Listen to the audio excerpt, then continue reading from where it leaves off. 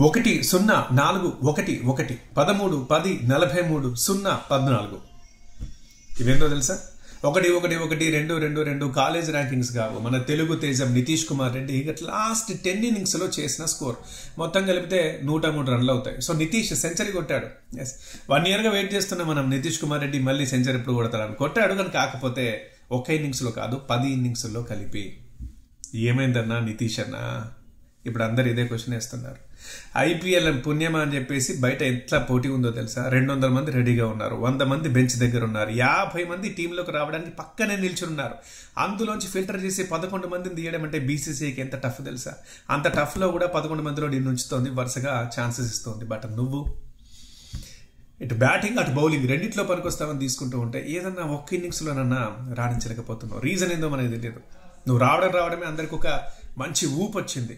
ఒక తెలుగుడు వచ్చిండు, అది కూడా ఎంసీజీలో సెంచరీ, బీజీటీలో సెంచరీ, ఆస్ట్రేలియా గడ్డ మీద.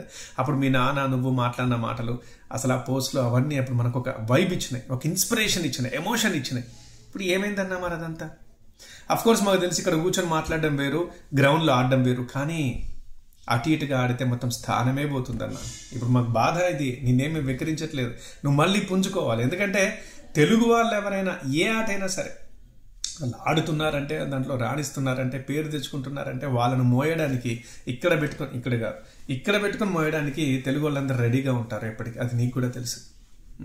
సో కాబట్టి ఇప్పటి నుంచైనా కొంచెం మరి ఆత్మ పరిశీలన చేసుకొని ఏంటి ఏం కథ అని చూసుకొని నెక్స్ట్ మ్యాచ్లో అయినా సరే నువ్వు మళ్ళీ స్ట్రాంగ్గా కంబ్యాక్ ఇవ్వాలని కోరుకుంటున్నాం. ఆ నెక్స్ట్ మ్యాచ్లో నీకు అవకాశం ఇస్తే గనక ఇవ్వాలని మేము కోరుకుంటున్నాం. చలో, all the best Nitish Kumar Reddy.